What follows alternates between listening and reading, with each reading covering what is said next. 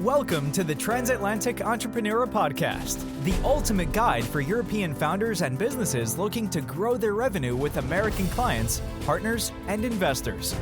The U.S. market is the land of opportunity, where ambitious entrepreneurs break through barriers, win more clients, and scale their success to new heights.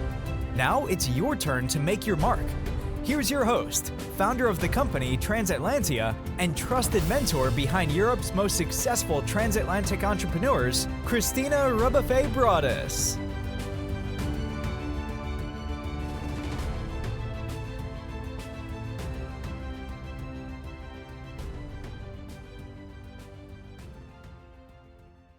Welcome to the TransAtlantic Entrepreneur Podcast. I am very excited to be back in New York City here at the fabulous Times Square and the even more fabulous Stéphanie Liot from the Maison de l'Occitanie. And we're going to talk about how she got to New York, helping entrepreneurs, French entrepreneurs, Occitan entrepreneurs to succeed in the U.S. market, and everything that the Maison de l'Occitanie does to help them to do that. Stéphanie, it is a real pleasure to have you on the podcast. Thank you for being here today. Thank you, Christina. All right. So just before we start, you're the project manager at La Maison de l'Occitanie, but can you tell us in a nutshell, who are you and what do you do? Thank you. So my name is Stéphanie. I'm a project manager at La Maison de l'Occitanie. Just a little bit of background. I have a master in international affairs. Okay, yeah. And I've been working at Johnson & Johnson in sales and marketing for 10 years. Okay, right. And so how did you go from working Johnson & Johnson, that was in Paris, right? Yes. So how did you go from working at Johnson & Johnson in Paris to now being project manager at La Maison de l'Occitanie here in New York? Yes, so let's make it short. So basically back in, March 2015, 10 years back. Yeah. I'm in Paris. I'm a busy mom of an 8-month-old baby. I've been working at Johnson & Johnson for 10 years. And my husband is, keeping on the table the idea of, living abroad. Yeah. I was not ready before. So I was like, maybe it's the right time. Maybe it's the right time. And so he got an interview. Yeah. He got the job. 1 week later, he was in New York. Oh, right. Okay, so wow. I stayed 4 months alone in Paris. Yeah. And, I was still very involved in my job. It was May, June, I remember. So it's business plan, period of time. Yeah. So I was very involved at Johnson & Johnson. And then, boom, the summer came. And, I didn't prep very much. Right, yeah. And I said it, I remember, to my parents, especially to my sister, to my family, to my friends. Oh, and by the way, we are moving to New York. So just like, by the way. Yeah, by the way, as we say in French, between the salt and the pepper, just like that. Right. And I think it was, wrong at that time. Yeah. I was a bit in denial. Sure, okay. I was not really overthinking of it. Just I speak English. I speak Wall Street English. Yeah. That's going to be fine. Right. I'm going to be fine. Yeah. I've been working at Johnson with a very strong American culture. Right. I'm going to be ready. I'm just going to, find some, a daycare. Get there and figure it out when you get there. Exactly. Yeah. But, so I didn't read any, Facebook community posts. Sure, yeah. I didn't read any blog. I didn't know, Yeah.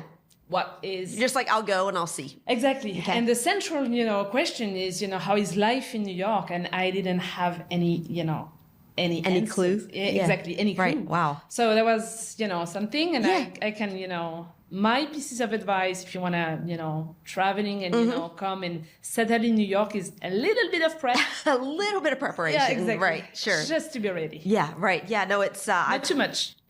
Okay. So don't over prepare. Don't over prepare. Otherwise, you just don't come. Okay.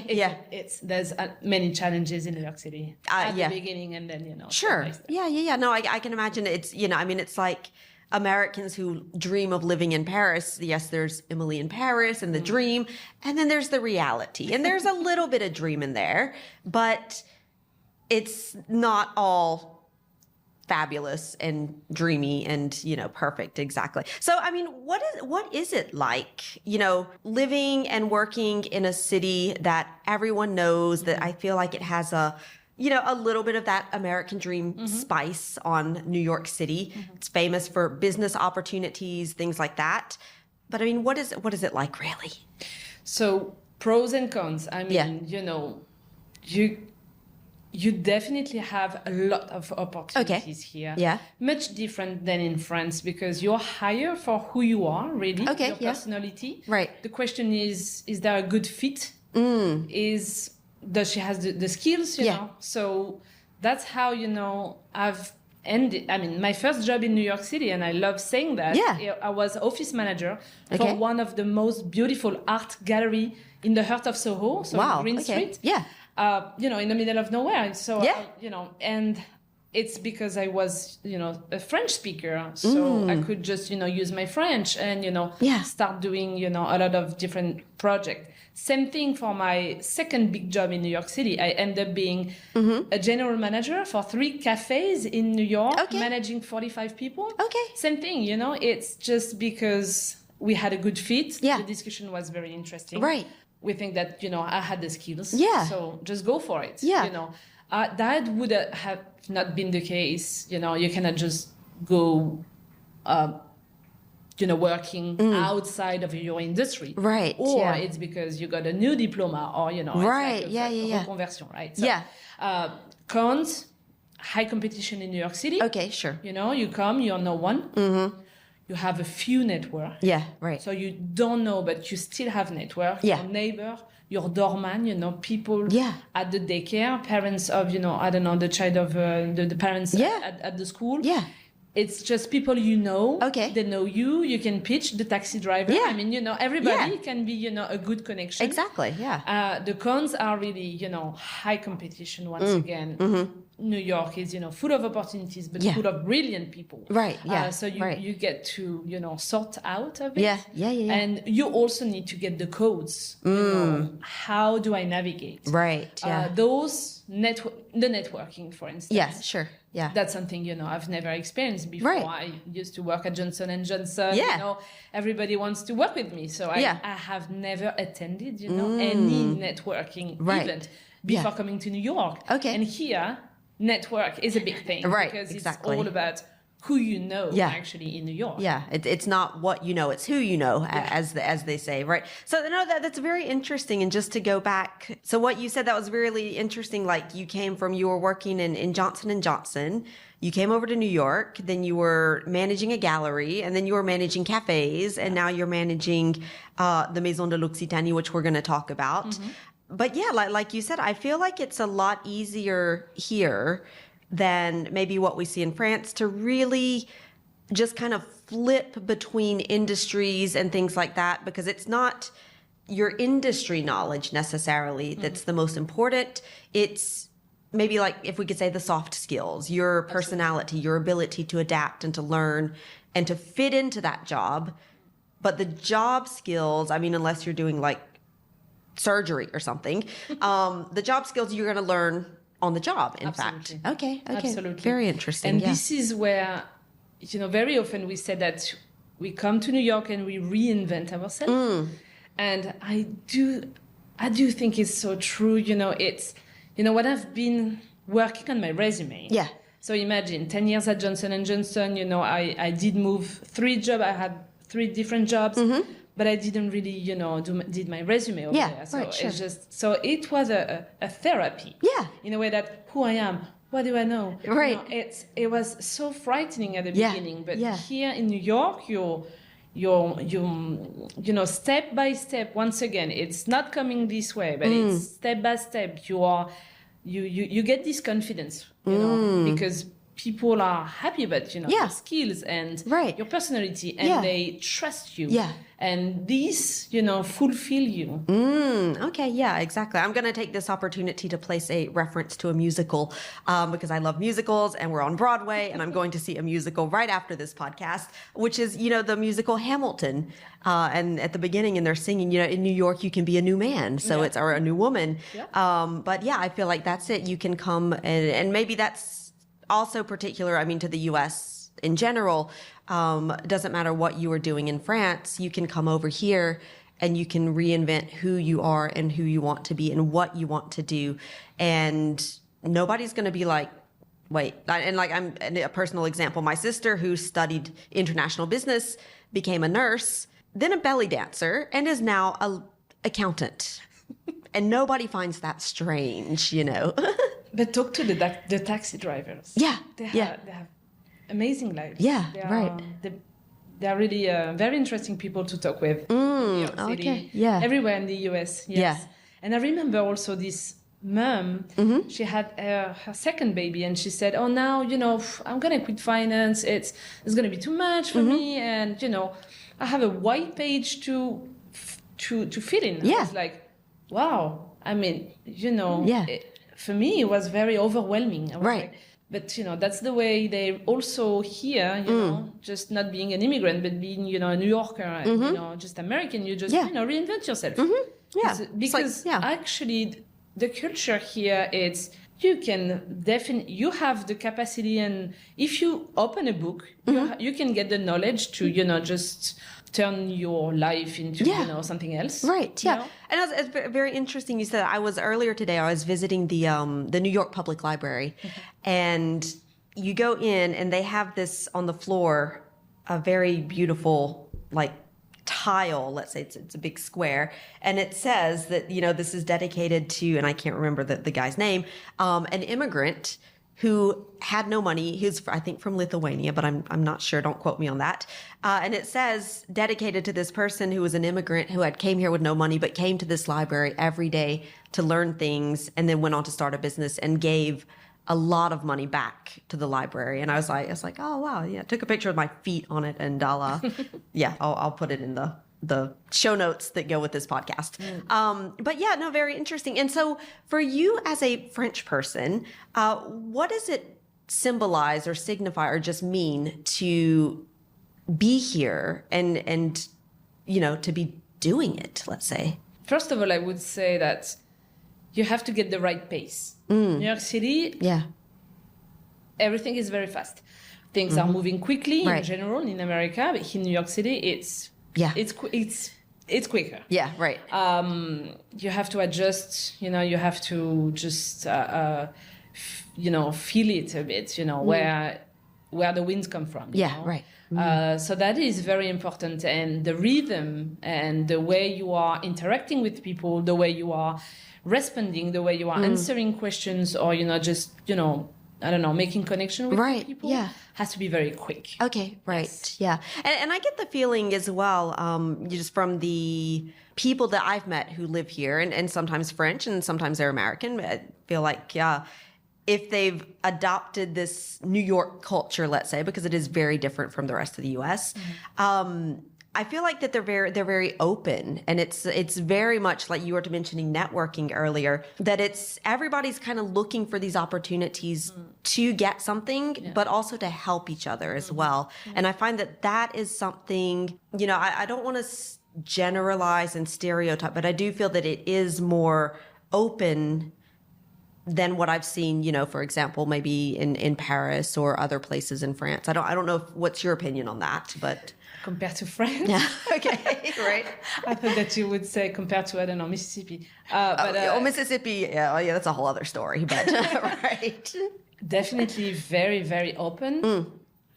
My perception on that is that New Yorkers are so nice. You say that to someone out, to an American outside of New York, they would say, "What? They are very aggressive." But you say that to someone from Mississippi, which the nickname is the hospitality state, and they're like, New Yorkers are the worst people ever, and I'm like, no, they're not. They're nice. They're so friendly. I know, right? It's like talking to Midwest people. Yeah, so, it's the nicest person in America. Yeah, but I do feel that yes, everybody's in a rush. But many people takes time actually to help you. Yeah. They are not the right person, but they know someone that can help you. They will put you in connection with the person. Okay. They will do that. Yeah. If you ask for a coffee, they would say yes. They don't know you. Yeah. You have an idea, you can, say it. They're going to give you a bit of feedback. Right. They're going to, once again, give you, a few connections. Right away. Yeah, right. I mean, also the way that I do think that I live in New York City for 10 years.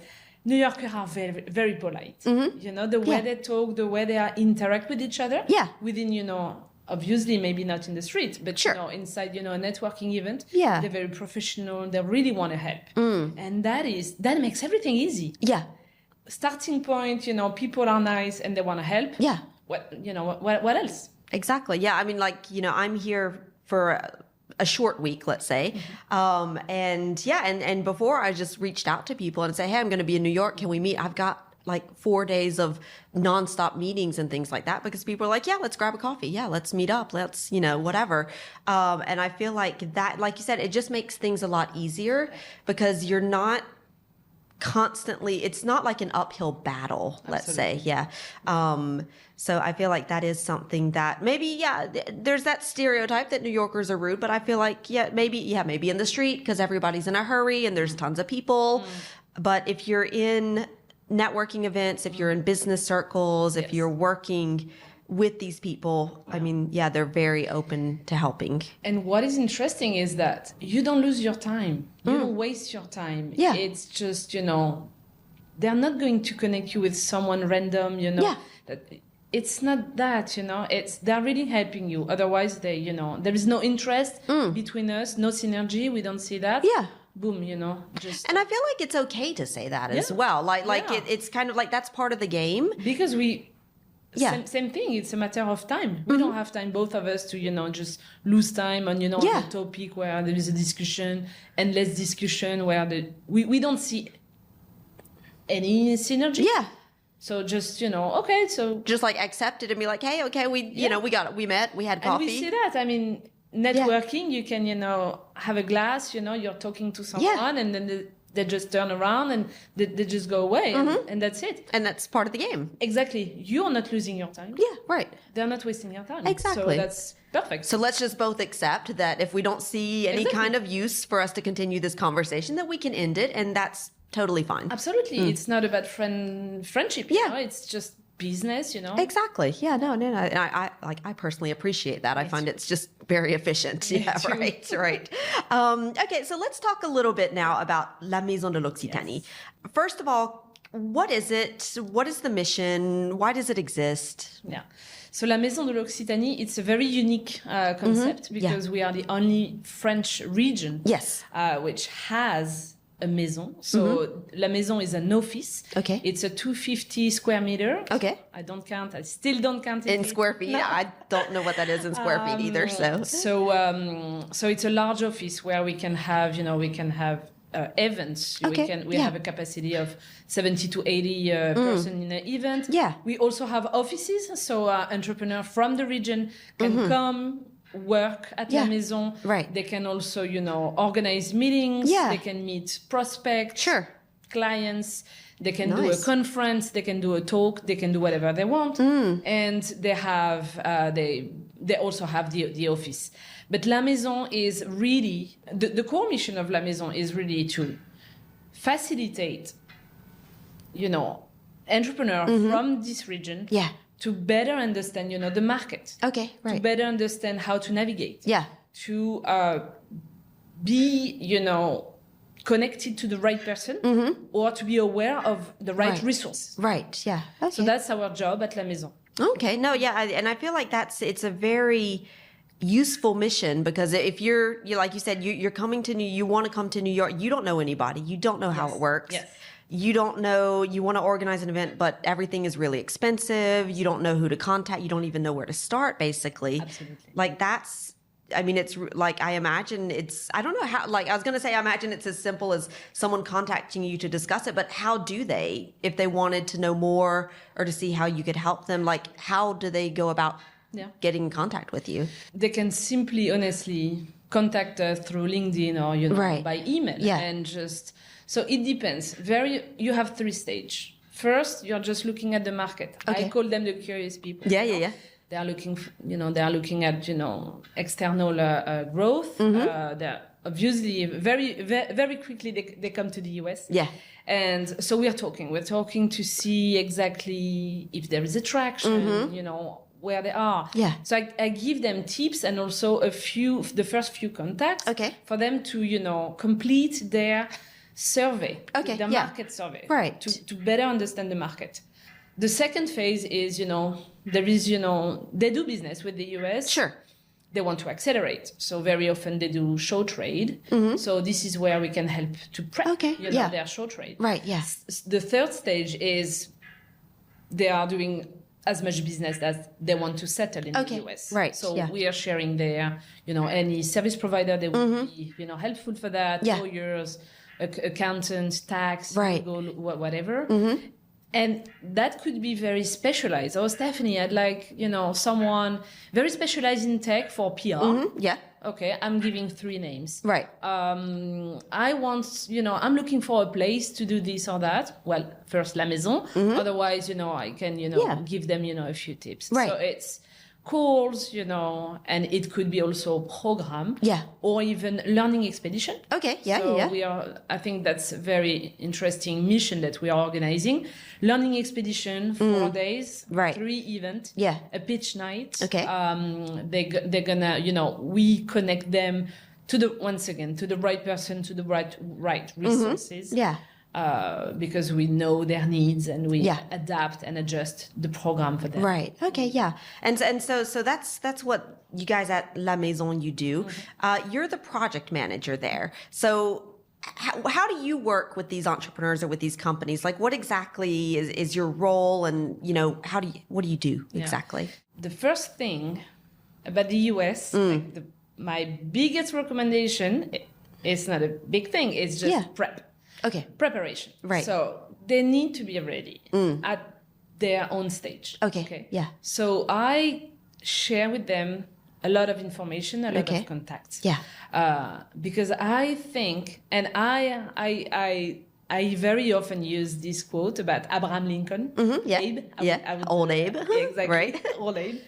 Yeah. He said, if you want me to cut down a tree in 6 hours, I'm going to spend the first 4 hours sharpening the axe. Yeah. And this is what we do at La Maison. We really sharpen the axe for them to be ready. Right. Once again, in their own stage. Sure. Yeah. Okay. Nice. Yeah. I feel like that is, and I mean, we've seen this as well. People will contact us and be like, yeah, we want to go into the US. That's where our market is. And they're really excited. And we get on a call with them and I'm like, all right, tell me about your product. Well, we haven't really gotten a product yet. I'm like, okay, right. So, there's stages that you have to go through. And it's great that, at the La Maison de l'Occitanie, they've got the resources and the people that are there to help them through each one of those stages when it's the right time. Absolutely. Because I think going into the US market, it is something that, yes, it does take time, but you don't want to procrastinate because you don't know where to start and you don't know how to find the information or the resources that you need. But at the same time, you don't want to rush it because that's where you make big, expensive mistakes that can really hurt your business, right? Yeah. So, So from what you've seen, working with these entrepreneurs for 10 years now, what do you feel like are the things that can make or break a project? Yeah. For me, I think it's definitely the deep understanding of the market. Okay, right. And of the end user. Okay, yeah. It's definitely, and very often I don't feel they're really deeply understanding, his behavior, what is, the way of his influence, right? His emotion, the problem they're solving, right? And you could feel it very quickly with the wording they're using, the claim, the signature, tagline, you name it, but it's also coming to the pitch. So you feel that they work on their pitch, meaning that they know who is the target, what are the needs, right? And you feel it right away. So that definitely can accelerate the project. Okay, yeah. And can also break it in a way. Okay, yeah. Like maybe if they've done all that work and they've prepared their pitch, but they haven't done the work of adapting it and changing it and maybe reworking it to suit the American market, let's say. Absolutely. What is important is really you have to adjust. You can just not translate your pitch. Right. Yeah. You have to definitely adjust. And for that, you have to get a deep understanding, meaning you have to talk with people. You got to talk to people. Yeah. You got to get out of here, you have to go on, you get a pass on a visitor, any show trade. Yeah. And you talk to people. Yeah, right. You pitch, Yeah. you pitch, and then you hear what are the feedback.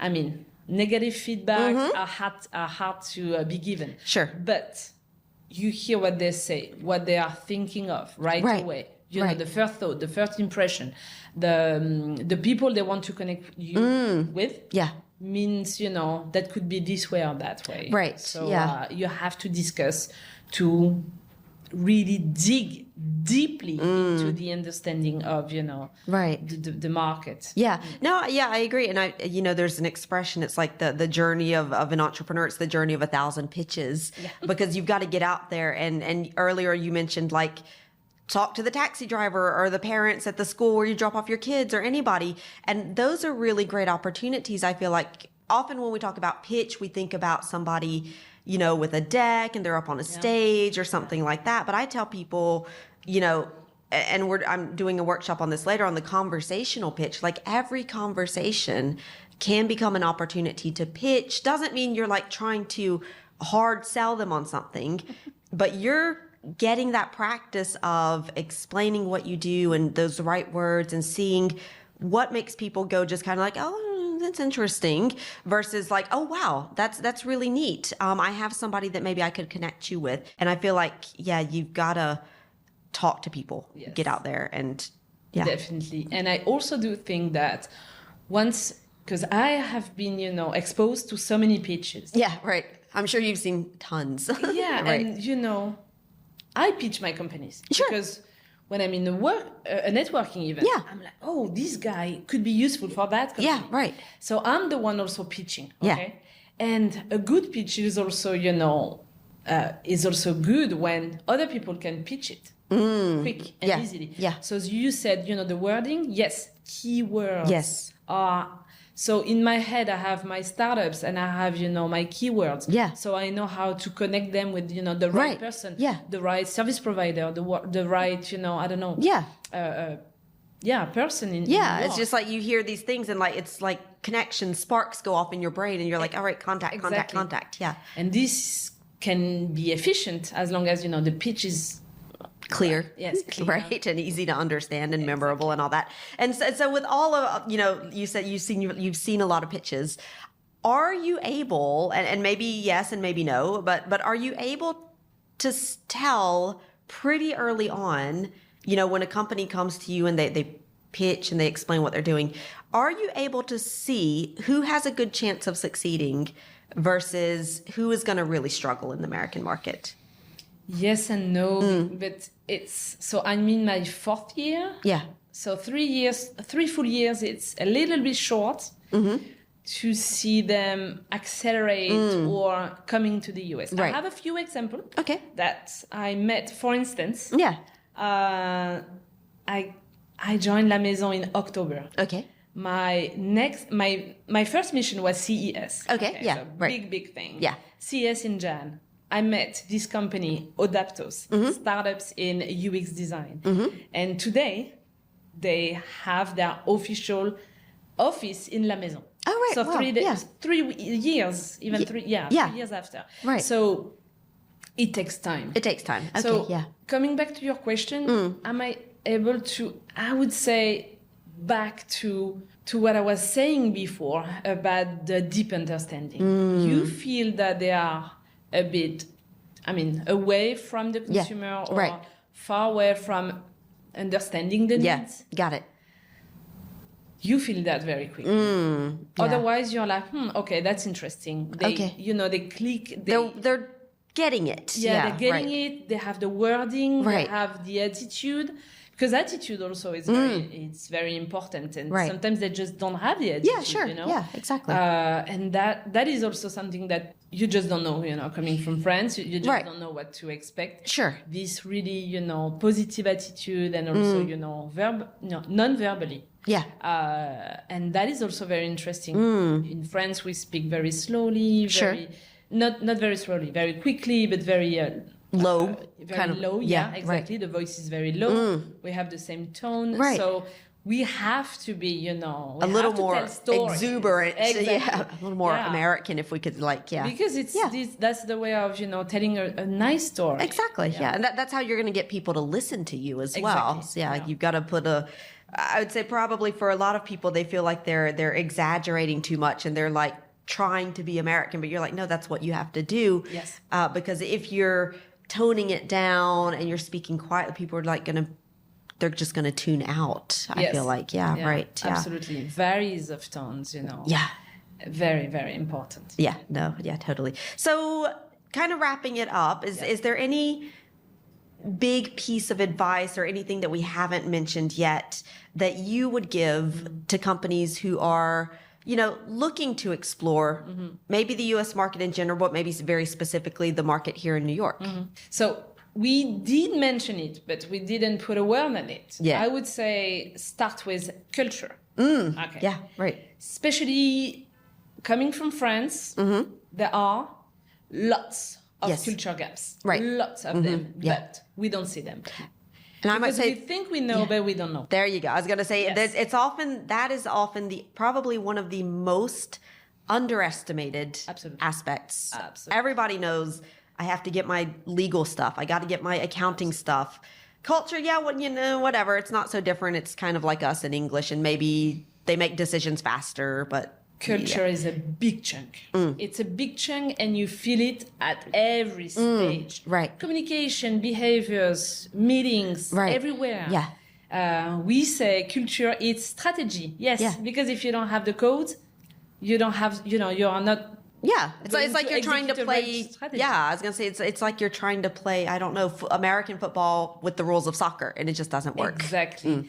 And so my first advice would be, because culture is also about experience. Yeah. So you have to feel it, you have to come to New York or everywhere in the US, and you have to immerse yourself. Right. So it could be in a learning expedition, or it could be, doing a show trade. You feel it. But before that, you can read books. Yeah, and sure.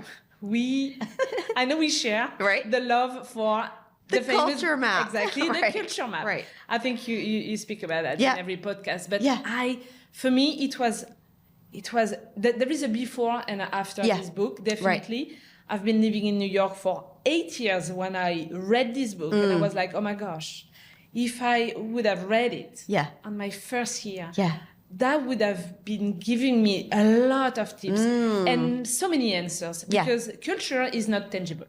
Right. So you cannot, really, it's just something awkward happening. Yeah. You have a beautiful English. You understand every single word. Right. But you just you don't get the stuff behind it. Exactly. The stuff behind it. So culture is a big thing. So start with culture, immerse yourself, read this book before coming. Yeah. And then call me. Right. There if you're from Occitanie, just, call me. I would be very happy to answer your question. Okay, awesome. And I think that is a great place to wrap it all up. So thank you very much, Stéphanie. La Maison de l'Occitanie, it's like right here on Times Square. Yeah, it's like right over there. Like 5 minutes. Like 5 minutes away.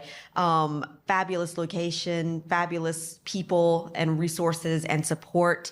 And of course, we'll put all of the information so that people can contact you and talk with you about their project for coming over, and so that we can help these French entrepreneurs come over and succeed in the US market, because that's just what we're all about. So thank you very much for coming to the podcast. Thank you, Christina. Thank you for the opportunity. It's great. It's my pleasure. Thank you. Ready to get more American clients and grow your revenue in the US market? Join our next TransAtlantic Entrepreneur Workshop and start building your US client pipeline today. Reserve your spot now using the link in the show notes. Set your course, take bold action, and let's chart your course to success in the US.